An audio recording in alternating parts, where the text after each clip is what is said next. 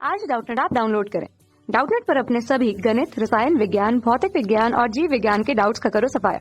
बस प्रश्न की फोटो खींचो, एक ही प्रश्न को क्रॉप करो और तुरंत वीडियो सोल्यूशन पाओ। अभी डाउनलोड करें।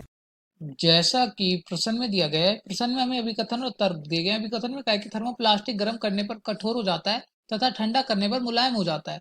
और तर्क में क्या कहा है? तर्क में कहा है कि थर्मोप्लास्टिक क्रॉस जोड़ बहुलक होते हैं जो अनेक कार्बनिक विलायकों में घुलनशील होते हैं। तो प्रश्न में 4 विकल्प दिए गए, इनमें से कोई एक विकल्प सही है। तो आइए प्रश्न को हल करते हैं और अभिकथन और तर्क की पुष्टि करते हैं। तो जिक्र किया गया है थर्मोप्लास्टिक का। तो आइए समझते हैं थर्मोप्लास्टिक के बारे में। आइए लिख लेते हैं सबसे पहले थर्मोप्लास्टिक। यहाँ पे लिख लेते हैं थर्मोप्लास्टिक। और जैसा कि नाम से ही पता चल रहा है, नाम ही इसका थर्मोप्लास्टिक, तो इससे हमें क्या पता चलता है? ये प्लास्टिक होते हैं। तो आइए लिख लेते हैं, ये क्या होते हैं? प्लास्टिक बहुलक होते हैं। तो नाम से पता चल गया क्या? ये प्लास्टिक बहुलक होते हैं। और क्या होता है, इनकी जो संरचना होती है वह क्या होती है? रेखीय होती है। तो आइए लिख लेते हैं, संरचना क्या होती है इनकी? रेखीय होती है। और साखिक भी होती है। तो लिख लेते हैं, और या फिर हम या लिख लेते हैं, अलग अलग प्रकार के होते हैं, तो इसलिए रैखिक या फिर साखिक होती है। उदाहरण लेते हैं हम, इनके कई सारे उदाहरण हैं। तो सबसे पहले लिख लेते हैं, इनकी संरचना क्या होती है? रैखिक या फिर साखिक लंबी श्रृंखला होती है। उदाहरण लेते हैं हम पीवीसी की। पीवीसी क्या होता है? पॉलीविनाइल क्लोराइड होता है, जिसकी संरचना कुछ ऐसी होती है, CH2CH, नीचे क्लोरीन लगा होता है। जब पीवीसी बहुलक की संरचना है। अगर हम ध्यान से देखें तो इसकी संरचना कैसी है? एक शाखा लगी है Cl की। तो हमने क्या पढ़ा था? रेखीय या फिर साखिक होती है। और भी उदाहरण लेते हैं, पॉलीस्टाइरिन की का उदाहरण लेते हैं।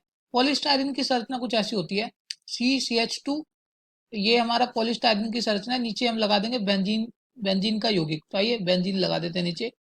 ये हमारा पॉलीस्टाइरिन की संरचना है। तो हमने क्या पढ़ा? ये रेखीय और साखिक होते हैं।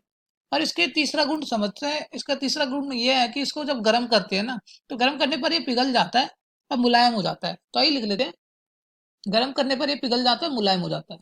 जैसा कि हमने लिखा है, गर्म करने पर क्या होता है? पिघल जाता है, मुलायम हो जाता है। तो आइए समझते हैं, हमने अभी क्या पढ़ा थर्मोप्लास्टिक के बारे में। हमने थर्मोप्लास्टिक के बारे में पढ़ा पहले। थर्मोप्लास्टिक प्लास्टिक बहुलक होते हैं, इनकी संरचना रेखीय और साखिक होती है। हमने पीवीसी और पॉलीस्टाइरिन के उदाहरण से समझा। और इसको गर्म करने पर यह पिघल जाता है, मुलायम हो जाता है। तो आइए प्रश्न की तरफ चलते हैं और अभिकथन और तर्क की पुष्टि करते हैं। तो अगर हम देखें, अभिकथन में क्या कहा था? थर्मोप्लास्टिक गर्म करने पर कठोर हो जाता है तथा ठंडे करने पर मुलायम हो जाता है। तो हमारा अभिकथन गलत है। हमने क्या पढ़ा था?